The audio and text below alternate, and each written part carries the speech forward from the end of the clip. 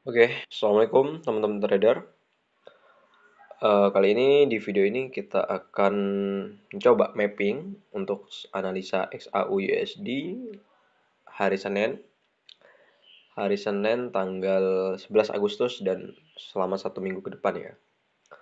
Seperti biasa kita mulai dari time frame daily dulu. Kita lihat price actionnya memberikan tanda-tanda apa ini. Oke, gak banyak perubahan sebenarnya di gold. Eh, kita bisa tandai dulu support kuatnya di sini, ya kan? Jadi kalau ada kemungkinannya dia bakal turun di area ini, kita bisa pantau lah sebagai area rejection mungkin. Nah, tapi ini time frame daily ya, kita bisa kecilkan dulu nanti time frame yang lain. Kalau trendline, kita punya trendline di sini. Style analisaku ya seperti ini teman-teman. Kalau teman-teman mau pelajari ngikutin ya kayak gini lah. Aku contohnya nggak ada yang kayak gimana-gimana. Semua aku buka ya secara transparan gitu ya. Nggak ada yang aku sembunyikan dari teknik-teknik tradingku. Nah, di sini ada trendline dan perhatikan teman-teman di sini ya. Di sini kenapa harga ini masih ketahan di sini? Ya kan? Kalau dia emang mau lanjut ATH, harusnya udah minggu kemarin setelah news NFP dia harusnya terbang ke sini kan, break high-nya ini. Ya, kalau dia break high-nya ini, dia potensinya sangat kuat untuk mencapai ATH lagi di sini. Ini ATH-nya kan. Di harga berapa nih? Harga ATH terakhir di sini 3490-an. 3495 ya. Di situ. Tapi kenapa harga ini masih ketahan? Karena lihat di sini teman-teman. Di sini ada bearish engulfing. Kita marking. Ya, kita bisa lihat di sini ada bearish engulfing di daily-nya gitu. Makanya harga masih ketahan. Nunggu momentum bayarnya benar-benar kuat baru dia bisa jebol ke atas ini. Lihat di sini ya. Di sini harga masih ketahan. Selain itu kemarin juga dia ketahan di supply yang ini, teman-teman. Supply yang ini ya. Tapi ini udah di break, jadi aku nggak usah marking lagi, aku hapus saja. Ini kan udah di break kan oleh harga gitu ya. Oke. Ini di H4-nya. Ini zonanya lebar di daily, bearish engulfing-nya tadi lebar. Makanya kita coba lihat di H4. Mana zona yang harus kita benar-benar marking pas di kotaknya gitu ya. Di sini kita bisa lihat supply teman-teman. Di atas ini aku hapus lagi aja ini. Di sini ada supply nih. Ada drop base drop di sini. Kita marking. Oke. Dan di sini ada FVG. Fair value gap atau imbalance. Kalau di videoku masih belum ada tentang penjelasan FVG. Mungkin teman-teman bisa tonton video YouTube yang lain gitu ya. Karena aku secara khusus masih belum buat untuk penjelasan fair value gap, definisinya apa dan bentuknya seperti apa. Tapi di sini emang dia candlenya FVG gitu ya, imbalance. Nah, setelah itu kita bisa lihat lagi kalau dia mau membuat penurunan di area-area kritikal ini, di area bearish engulfing, FVG dan trendline ini, kita bisa juga tarik ini teman-teman. Tarik Fibo dari atas ke bawahnya gitu ya. Nah, dia masih ketahan di OTE-nya, OTE terakhir. Jadi masih kuat ya di area sini untuk dia menahan harga, tapi belum ada konfirmasi bahwa dia akan turun. Enggak ya teman-teman, ini cuma penghalang aja gitu ya. Jadi kalau OTE yang ini di break yang ini ya, OTE terakhirnya di break, dia kemungkinan masuk ke supply yang atas ini. Ke trendline-nya bisa di break juga, tapi belum valid. Ketika trendline break, ini kan trendline bukan garis lurus teman-teman. Dia sebenarnya zona gitu ya. Misal gini. Nah ini ya, misal aku contohin. Ini trendline. Nah, orang-orang pemula, trader pemula mengira trendline itu cuma garis lurus gitu ya. Satu level garis lurus aja gitu. Padahal enggak. Padahal sebenarnya kita Gambarnya yang benar itu kayak gini teman-teman, kasih zona area toleransi gitu ya. Jadi dia itu sebenarnya seperti support seperti ini, jadi bukan satu garis lurus tapi zona gitu ya, range harga gitu. Jadi bisa aja dia break trendline yang ini yang di atas tapi dia ketahan yang di bawah gitu, karena dia emang zona teman-teman, bukan yang satu garis lurus harus presisi, enggak. Kalau dia break kayak gini misalkan, nah kayak yang di sini kalau mau ngepasin ya, yang ini kan di break nih yang ini, tapi kenapa harga malah lanjut naik? Karena ya ini bukan garis lurus. Perlu dipahami lagi, trendline itu bukan garis lurus tetapi zona harga, range harga gitu, seperti support atau resisten gitu ya. Jadi kalaupun yang atas ini di break, nah ini di break ke atas, selagi dia nggak break supply dan high-nya yang ini, itu nggak valid untuk kita ngambil kenaikan gitu ya. Nah, misal dia break ke sini, break. Ini udah naik nih, udah breakout nih. Biasanya gitu, trader-trader yang FOMO, yang pakai metode breakout, mentang-mentang dia udah break garis lurusnya ini, langsung dia buy gitu. Padahal dia belum break supply-nya ini, atau belum break high yang di sini, ini ya. Nah, selagi dia nggak break ini, itu masih ada indikasi untuk turun. Oke, gitu ya. Nah, di sini kita perlu hati-hati teman-teman untuk mengambil entry. Kita bisa untuk amannya bisa tunggu harga break sampai lepas dari high-nya yang ini gitu. Dan di daily tadi kita lihat juga ada bullish engulfing di sini teman-teman. Ada bullish engulfing di sini yang menahan harga untuk turun.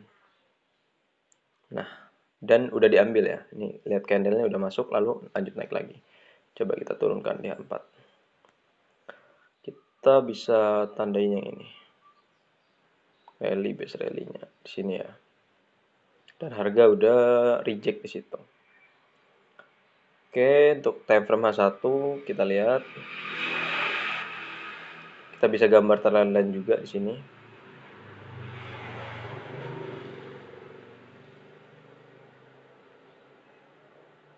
Trendline di sini ya. Nah, trendline-nya masih di respect teman-teman. Dan perhatikan di sini. Aku coba turun ke M30. Nah, di sini ya. Ini levelnya kuat banget teman-teman. Level yang di sini. Ada 4 kali rejection. Ya, dia support kuat di sini.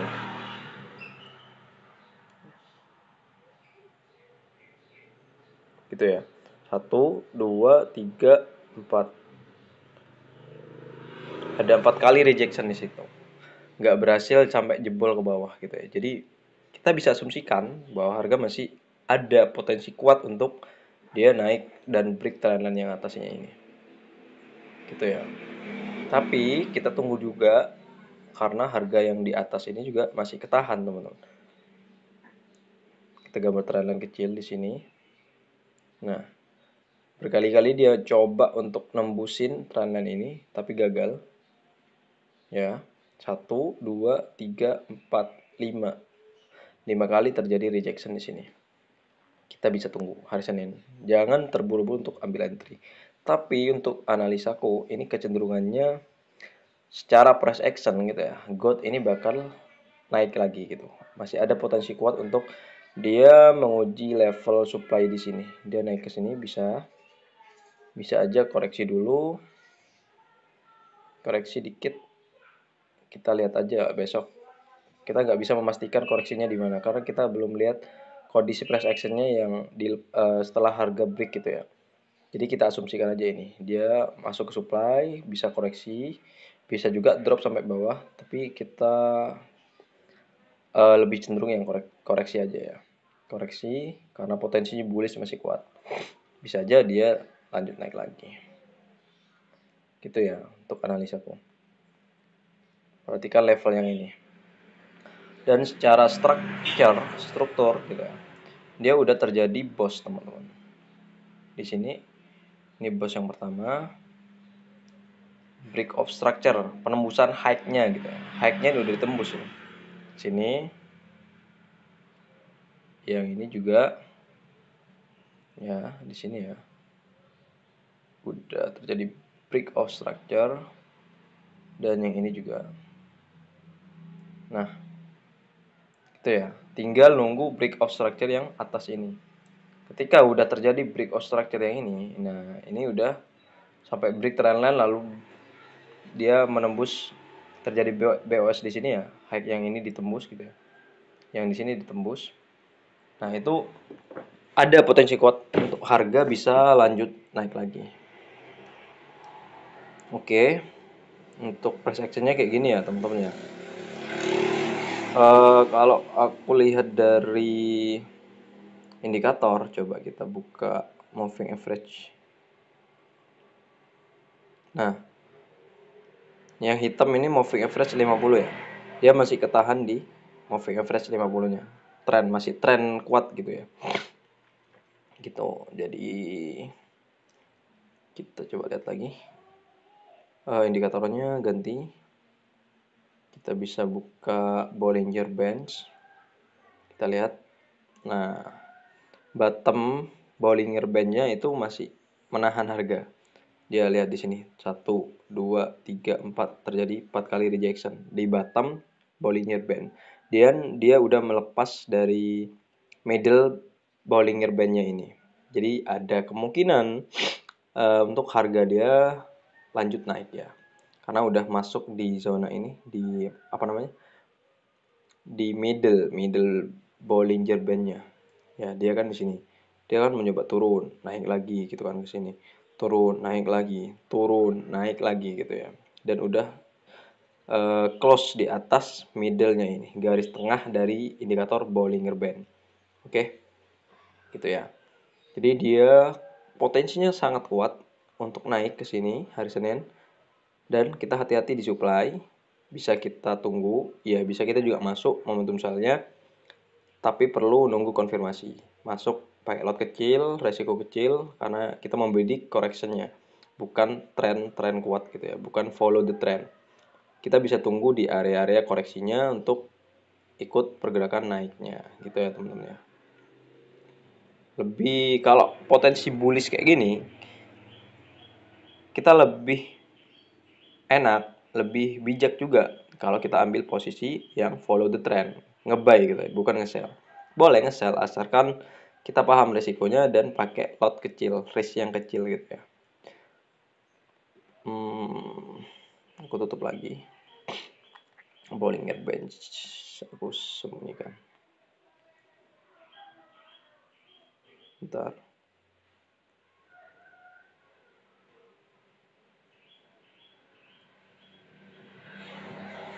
Oke. Di sini ya yang agak perlu diperhatikan besok. Di level ini. Level bearish engulfing-nya ini masih kuat gitu ya. Masih belum dijebol, teman-teman. Jadi kita perlu hati-hati. Kita kasih harga aja.